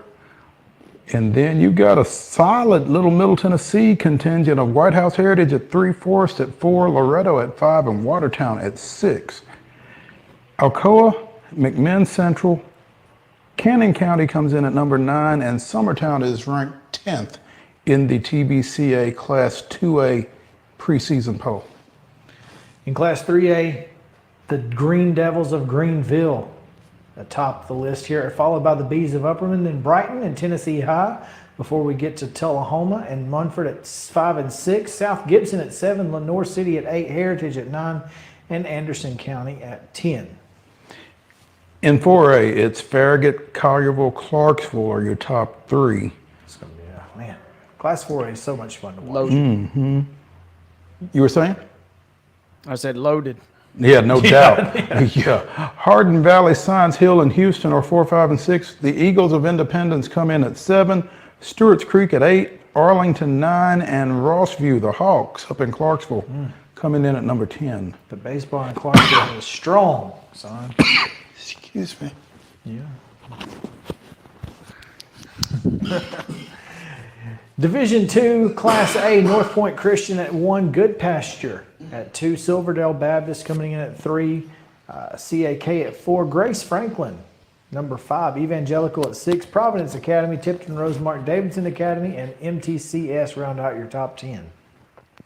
And in Division 2 AA, it's Baylor Christian Brothers, Lipscomb Academy, Christ Presbyterian Academy, Briarcrest at 5, McCallie, Knoxville Catholic, Brentwood Academy at 8, Memphis University School, and Father Ryan rounding out the D2 AA top 10 for the preseason as selected by the Tennessee Baseball Coaches Association. So, there you go. Looking forward to a little baseball and softball I getting tell you underway. what, it looks like baseball season out beautiful there. outside. I mean, we don't have a view anymore, unfortunately, or fortunately. Or fortune. But yeah, I know when I came in today, I thought this is a great day to play ball. Yeah, no doubt. When we come back here on Main Street Sports Today, presented by Tennessee Orthopedic Alliance of Columbia, we will be joined by Blake Lovell of Southeastern 14, talking a little Southeastern Conference basketball, and looking forward to it. So stay with us here in the Lee Company studios when we come back.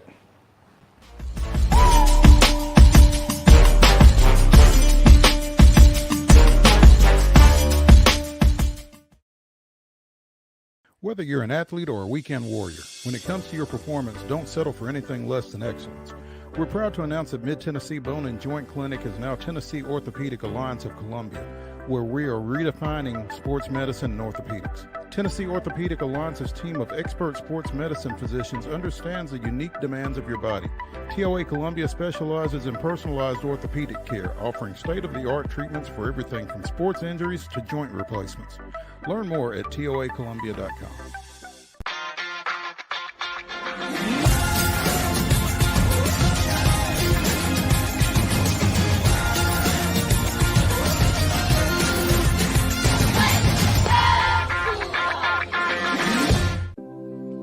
Custom Stone Handlers supplies over 600 distributors and suppliers with quality stone products. Along with River Stone, we produce and distribute over 100 building, landscape, and other bulk products. Our goal is to provide quality products, service, and partnerships to ensure our customers' success. We firmly believe that the measure of any person or company is how they treat other people and customers. Give them a call at 931-490-4990 or visit CustomStonehandlers.com. A game without a crowd is just a scrimmage. A performance without an audience is just a rehearsal. Without your presence, high school sports and the performing arts aren't possible. Ensure that these essential extracurricular activities continue to enrich the lives of students in Tennessee. Purchase a ticket to your local high school's game or performance. This message presented by the TSSAA.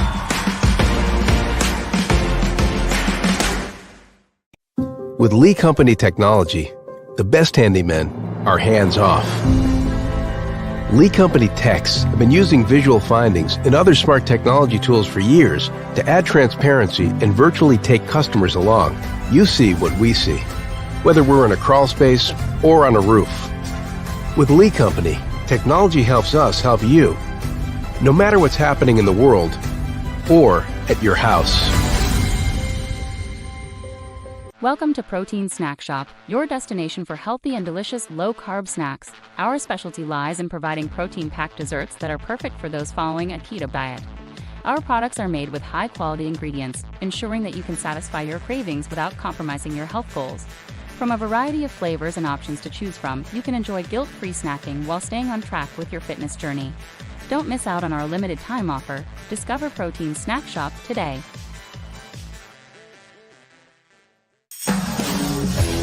We thrive under the lights. A city of performers. putting on one heck of a show. Headlining night after night. Welcome to Smashville.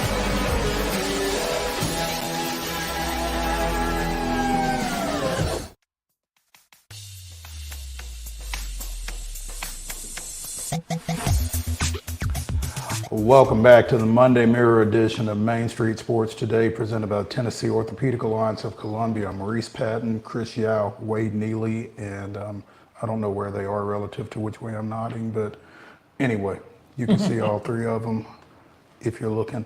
We are now joined by Blake Lovell of Southeastern 14 as we are talking little SEC basketball. What a weekend. Blake, thanks for joining us, man, to help us kind of sort it all out here as we get into the final week of the regular season before everybody descends on Bridgestone Arena here in Nashville for next week's tournament. Yeah, guys, it was, like you said, a wild weekend. I think you obviously had the big game, Tennessee, Alabama, but also just kind of how important some of the other games were. South Carolina beating Florida now was very important based on what could happen this week. Even Auburn and Kentucky both winning were important because they're still technically in the conversation. So, yeah, it sets up for a wild kind of final couple games here in the regular season. So, technically in the conversation because technically we could have a 5-way tie for the number 1 seed. Yes, that is very possible at this point. And imagine you tie for the SEC regular season championship, but you don't get the double bye.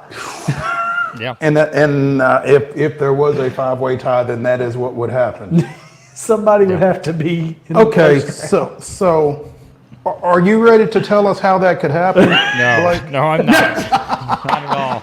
I'm ready to tell you how Tennessee can win the league, and that is very simple. Tennessee wins on Wednesday, they're your champion. That's all I got for this thing. And I imagine there are some people that would just as soon that be the way it play out, right, Blake? Yes. Probably everyone except Alabama would enjoy that. South Carolina would not, probably too. But, yeah, so, again, the only other scenario, like we mentioned, it's technically possible Auburn and Kentucky could be in this thing. Because when you look at the remaining schedules, and that's why it's interesting, because Auburn is going to win their final 2 games, unless I just put the full jinx on them. They're at Missouri, home against Georgia. They should win both of those. Mm-hmm. Kentucky, we know, it's going to be harder for Kentucky because they play Vanderbilt, who they should be Wednesday, but it's going to be hard for them to go in and win at Tennessee on Saturday. So, but again, chaos. That's possible. Here's exactly what has to happen. Those 2 things, of course, have to happen. Of course, then Alabama would have to lose to Florida, but beat Arkansas. South Carolina beats Tennessee, but loses to Mississippi State, and of course, UT has to lose out. Yeah. Those 5, if those things happen, and look, they're not all out of the realm of possibilities. Alabama could absolutely lose on the road at Florida. Yeah. South Carolina could lose at Mississippi State. We've seen Mississippi State beat a lot of good teams at the hump. Including Tennessee at the hump. So I'm just saying, these are not out of the realm of possibilities. A 5-way tie is still very much alive. If the most unlikely thing in that scenario is Kentucky winning at Tennessee, then it can all happen. It can all happen. So, yeah. Absolutely. If that's the most unlikely thing.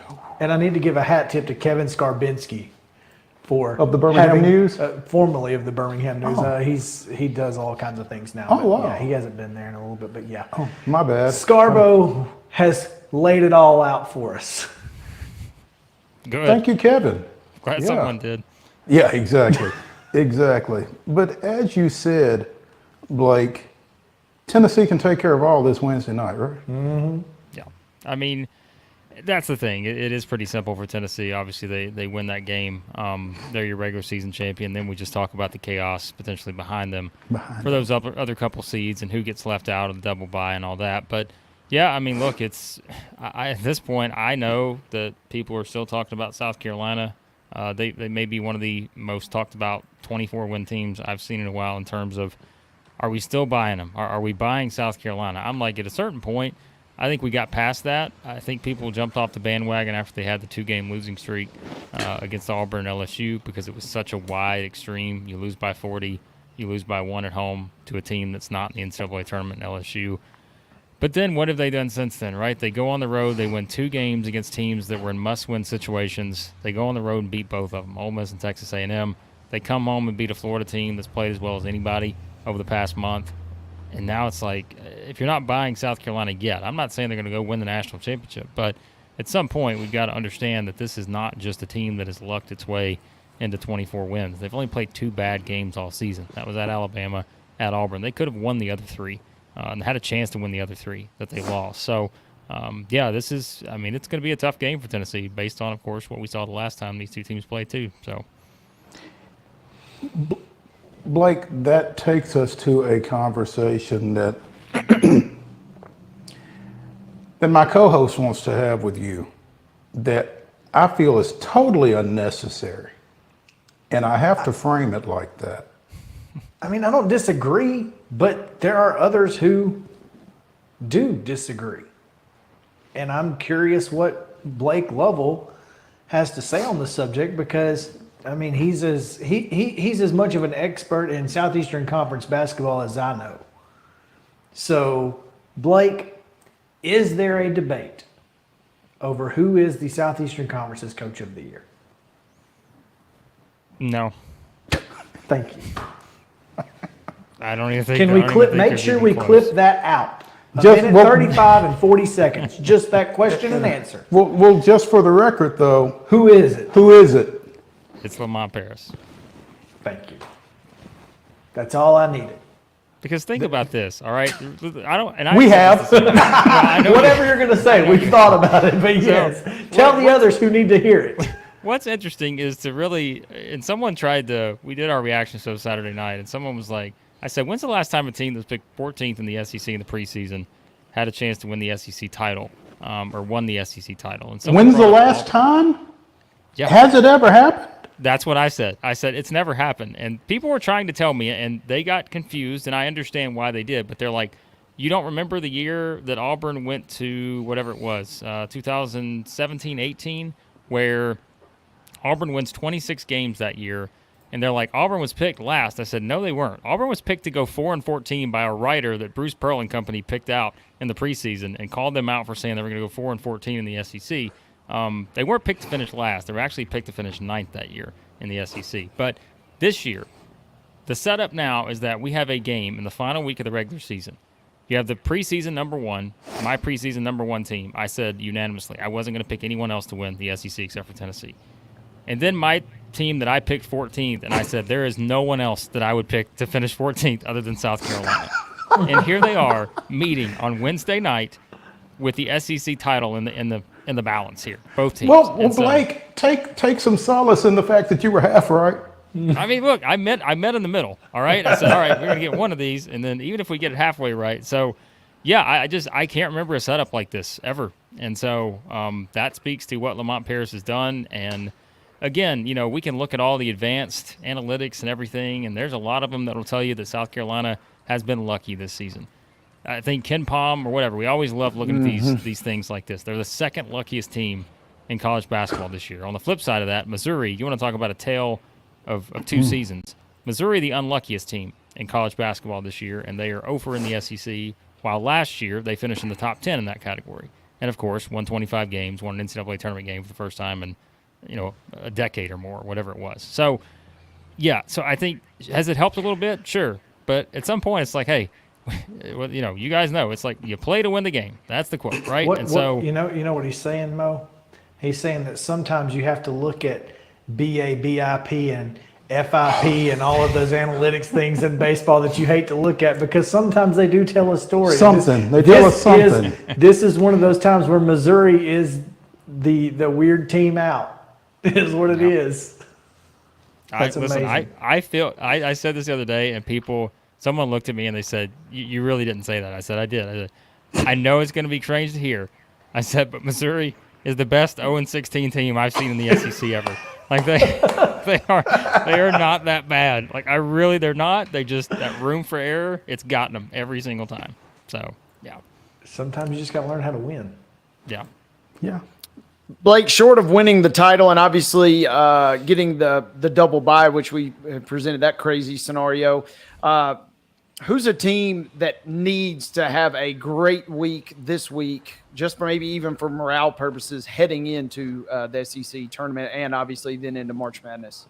Yeah, I mean, I guess other than the two obvious ones with A&M and Ole Miss, I mean, those are teams that are just in must-win scenario at this point. Those two teams, I think, just have to win out to feel good about their chances to get in, because they're on the outside looking in right now. So if it's not those two teams, I mean, I will say Alabama's one of those, because, look, I've been, even among my colleagues, like, I've been the high man on Alabama this season. I just kept saying, hey, they're just going to outscore teams. And to this point, I've been right in a lot of scenarios, but I think it's one of those where you're still leaving a little bit to be desired, I think, with them, because, and someone pointed this out, they're like, when they play the great defensive teams, Alabama has struggled a little bit. And, you know, that's not a surprise, but you can go up and down their schedule and see that. Even back in non-conference play, they've just not found a way to win these games consistently. So I think if Alabama were to just go in and win what I think is going to be a tough game to win at Florida,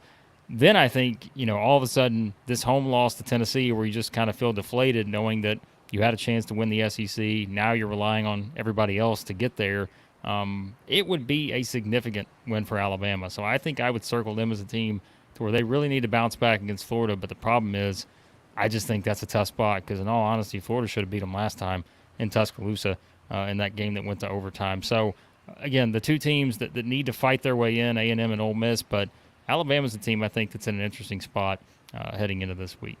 And, you know, while you're on the topic of Alabama, and you mentioned KenPom, you know, the stat always gets floated around every year about, you know, you got to be a top 20 offense and a top 20 defense. And we're looking at the latest KenPom today. Bama's 101. Certainly a far cry from the top 20. Is there something that kind of, does that speak to your point that Bama desperately needs to kind of shore a few things up, if not even the SEC regular season or SEC tournament, but if they want to make a real run in the NCAAs in a couple of weeks? Yeah, and I think they've kind of got in a situation now where I feel like, because we are 29 games in, it's like Alabama is who they are. I don't see them fixing these issues now at this point, and I think that's just, like I said, that's the nature of tournaments. And what's going to be interesting is, as we always say, it's all about who you get. It's all about your matchup. And if Alabama gets the right matchups, they're like a lot of other teams in the SEC, whether it's Tennessee, Auburn, Kentucky, even Florida, I think, South Carolina potentially. If they get the right matchups, those teams are all winning multiple games in the NCAA tournament and probably, you know, getting to the Sweet 16 and beyond. But it's just, if they get that team that is kind of like the teams that have given them problems, right? It's the teams that have given Alabama the most problems are the teams that are most like Alabama, Kentucky, Florida, teams like that. But then it's also, on the flip side, the teams that are so elite defensively, like Tennessee and Auburn. So it's kind of been that extreme one way or the other for Alabama. And, yeah, it's just trying to find the right matchup, and I just don't know if their defensive issues are going to get fixed at this point. So, Blake Lovell of Southeastern 14 joining us here on Main Street Sports today, presented by the Tennessee Orthopedic Alliance of Columbia. Here's one out of left field for you, Blake. Mississippi State finishes at A&M and at home against South Carolina. LSU finishes at Arkansas and at home against Missouri. Who's got the better chance of becoming the SEC's 7th 10-win team? Ooh, I think that, boy, LSU, I think it's LSU. And it's interesting to say that, because I've joked around for the past couple of weeks. I'm like, hey, LSU's the best 14 and 12 team in America. And then they lost to Mississippi State. I said, well, they're the best 14 and 13 team in America. And, you know, now they're up to 16 and 13. And, I mean, it is kind of a joke, but when you look at it, I think this team's better than their record. And even at 16 and 13, like, we've seen the upside with LSU this year. And Arkansas, who knows? Like, you could get Arkansas coming out on Wednesday, and they could lose by 20 at home to LSU, or they could beat LSU by 20 at home. To me, they're the most inconsistent team in the SEC by far this season. Everyone knows that.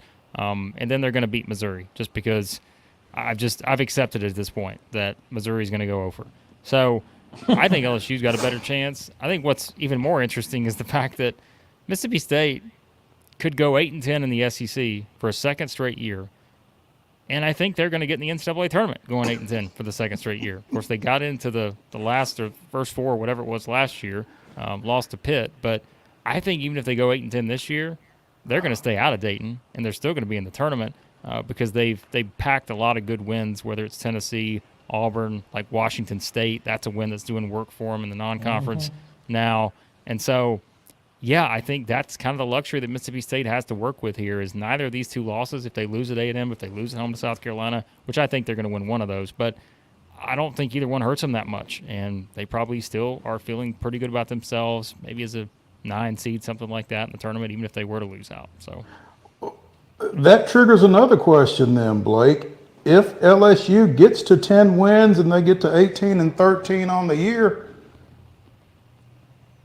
do they get in? I think at that point LSU has a path in the SEC tournament, but I still think it's one where they need – well, here's how it would probably work out for them if they're going to get there. Because I think of where they're going to finish, I find it hard to believe – well, I guess they technically could, though.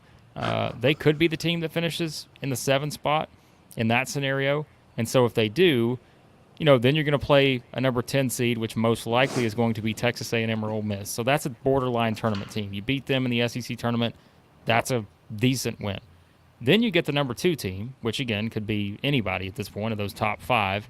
And so another quality win opportunity. Let's say that happens, and they're sitting at what? That'd be 20 wins at that point. Mm-hmm. They'd pick up 2 more quality wins.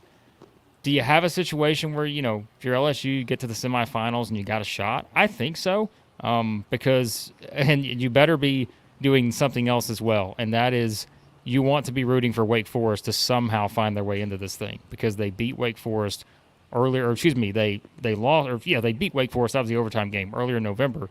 So, you would love to see Wake Forest get in because that way, again, that's a win that can do a little work for you, but it's probably an uphill climb for LSU either way, but there's a path there.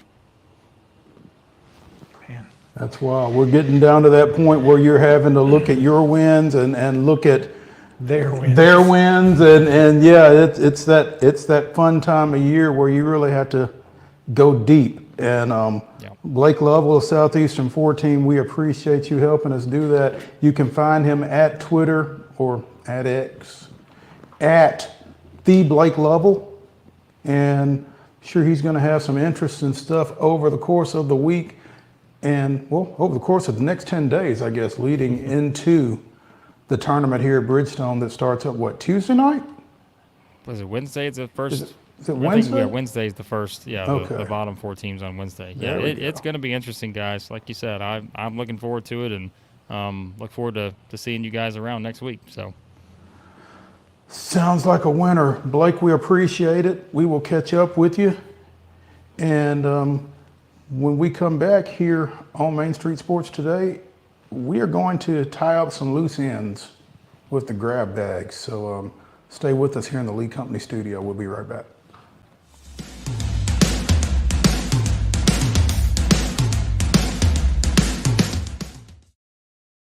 Whether you're an athlete or a weekend warrior, when it comes to your performance, don't settle for anything less than excellence. We're proud to announce that Mid-Tennessee Bone and Joint Clinic is now Tennessee Orthopedic Alliance of Columbia, where we are redefining sports medicine and orthopedics. Tennessee Orthopedic Alliance's team of expert sports medicine physicians understands the unique demands of your body. TOA Columbia specializes in personalized orthopedic care, offering state-of-the-art treatments for everything from sports injuries to joint replacements. Learn more at toacolumbia.com. I'm Maurice Patton, and on Main Street Sports Today, we bring you the voices of your favorite teams from preps to pros. Otherwise known as the VOT, Mike Keith. The bottom line is we can teach Will Levis woke. I just don't know who's going to work with you on your base stealing now that EY's gone. Well, that has nowhere to go but up. And I was just like, oh, guys, not again. Can we just bury that, burn that footage, and not bring it back? No. No. Thank you. We'll keep it going past the All-Star break, and looking forward to seeing how the rest of the season plays out. There's always a good story to tell. Can you guess where I am today, Mo? Where am I? It's not Reese Smith Field, is it? Yeah. Anytime you play Chicago, you want to win. That's just you got that right, and that's bottom line. Be a buzz. When you're walking the dog, you keep the bags that you need for the dog in the bag, and you don't even have to wear it. You can just hold it, which is what I do when I walk the dog. So I think the fanny pack probably needed a little rebranding. It really did. On your show logo, we've got to get a puck in there. There's a basketball, there's a football, there's a baseball. Maybe if not a puck, how about Mo brandishes a hockey stick? Tune in daily at 2 p.m. on Main Street Media TV.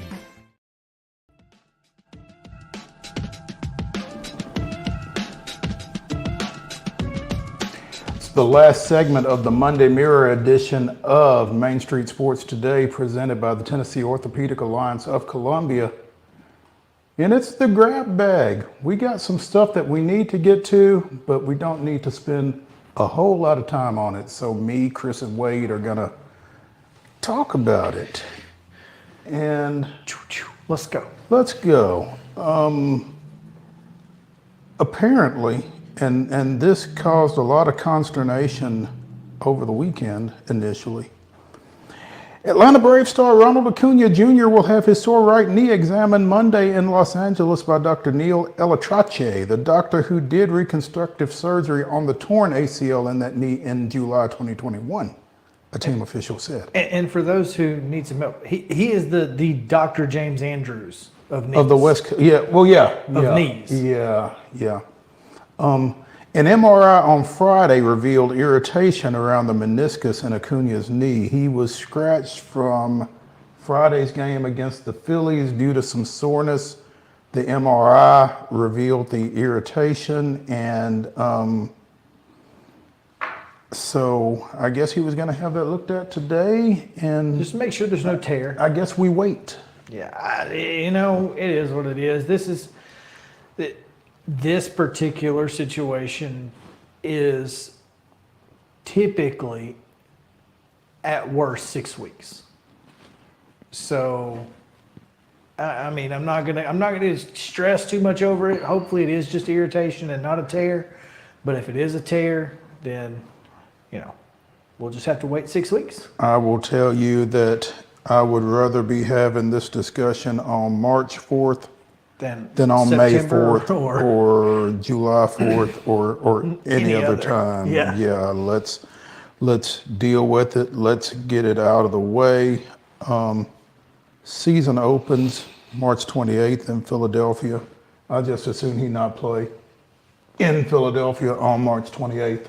I don't know why we're playing in Philadelphia on March 28th. There are other warmer places that the Atlanta Braves could be playing a regular season game in Philadelphia, but don't get me started on that. But Oakland, right? Quite literally anywhere south of Philadelphia. Oakland, Wade said. I guess Oakland is still an option this year. For now. Yeah, probably not next year. Speaking of the Braves, the bringer of rain has hung up his umbrella. Nashville Sounds legend, Josh Donaldson. Yeah, there we go. You came across that scrolling through Twitter as you are wont to do. I saw it on ESPN that the former American League MVP has decided that Nashville Sounds legend. Nashville Sounds legend, Josh.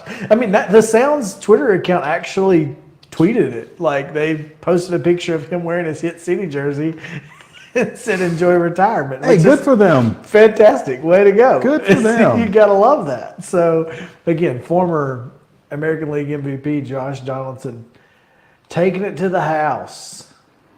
According to career.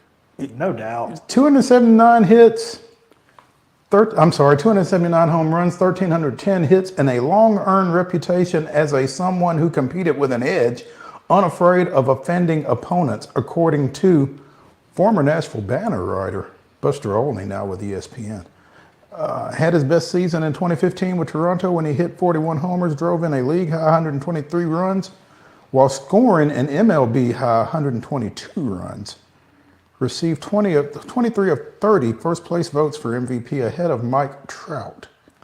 Finished in the top 10 for his league's MVP 4 times. Well, and was almost the 5th time when he was with Atlanta when he finished 11th in voting with 37 homers, 94 RBIs, 4 stolen bases, and drew 100 walks while hitting 259 for the Braves. That year in 2019, Josh Donaldson was a legit, like, we were seriously thinking, what are we going to do with Austin Riley? Yeah. Like, I mean, we really didn't know and begged him to come back. Almost, and he ended up, obviously the Braves went with Austin Riley, and it's worked out. Yeah, and the rest, as they say, is history. But still, man, he was a force with Atlanta that year. Yeah. Anyway, got to Toronto in a trade with Oakland. Stop me if you've heard that before. Yeah. No doubt. It was among the first trades that began to cement the reputation of then Blue Jays GM Alex Anthopoulos as a savvy deal maker. There you go. So, again, the bringer of rain, hanging up his umbrella. What else? What else? SEC women's basketball? SEC women's basketball tournament bracket is set. It is. I don't have it in front of me. Well, I do. Would you like for me to go through it? We'll start with. Feel free. We'll start with Wednesday. Georgia and Kentucky will play in game 1 at the 12 and 13 seeds, while Missouri and Florida will follow. On Thursday. Now, this is in Greenville, South Carolina. This is in Greenville, right? South At Carolina. The Bon-Secours Arena. Bon-Secours? Secours. I have no idea. Yeah. Do you know? But it's in Greenville. Couldn't tell you on that one, partner. Secours? I don't know. Anyway, it's in Greenville. Game 3 will be number 8 seed Mississippi State, Texas A&M, number 9 seed on Thursday at noon, followed by the winner of Georgia, Kentucky against the Lady Vols. Game 5 later that evening is Auburn and Arkansas, the 7 and 10, and then that winner of Florida, Missouri, taking on 6-seeded Vanderbilt. Number 1 seed South Carolina, number 2 seed LSU, number 3 seed Ole Miss, and number 4 seed Alabama await winners of those games. Tennessee with a win would play South Carolina, Carly, Weathers, and Alabama. Oh, okay. My fault. So Tennessee is the 5 seed. Alabama's a 4. The 8-9 would play the winner of the Texas A&M Mississippi State gets South Carolina. So lovely parting gifts for the Maroon teams in the conference. Arkansas, Auburn get LSU, which unfortunate for them, and then Vanderbilt with a win would play Ole Miss. And then the championship game is on Sunday at 3 p.m. on ESPN. Both semifinals games on ESPNU, by the way. That's a weird place for them to be. That is a weird place for them to be. But whatever. Okay. So Wednesday, Thursday, and Friday games are all on the SEC network. Correct. Okay. Just turn on SEC network and you'll see women's basketball. And just leave it. Yeah. Yeah. No need to change the channel. There's really not. And, some intriguing matchups there. No doubt. Last but not least. Do we have time to get into this? Do you want us to go with the Predators? Yeah, let's just go with the Predators because we probably don't have time for Wade to. As he's wearing his Michigan gear. Yeah, give us all of his insight into what's going on in Ann Arbor. But That's an old shirt too, by the way, with that Adidas on it. Throwback. They've not been Adidas since I guess Tennessee left Adidas. So. Got this year. I got to see him in the national title game versus Louisville down in Atlanta, and little did I know, other than a run versus Villanova a few years later, but that would probably be about the extent of my Michigan basketball highlight fandom, at least for several years. Predators. 8 straight. Wagon. And I mean, guys, we were literally writing this team off when we talked to Ann Kimmel the first time. Writing off had written off. Yeah, I mean, and now things are getting very interesting in the wild card situation. Well, and they got the Blackhawks coming to town tomorrow night. That's a couple dubs. You would think. Blackhawks in Buffalo on Tuesday and Thursday. So, yeah. 7 points ahead of the next closest team in the wild card race. They got a chance to push this streak out to 10 games. Absolutely do. So, keep an eye on the Preds. We will. Keep an eye on us. Tomorrow at 2, it'll be me and Wade from Parts Unknown. Wade, you going to be here? TBD. That's part of the Parts Unknown. Oh, okay. TBD for Wade. So check back in with us tomorrow here at 2. We will be in the Lee Company studio somewhere for Main Street Sports Today, presented by the Tennessee Orthopedic Alliance of Columbia. We will see you all 2 o'clock tomorrow.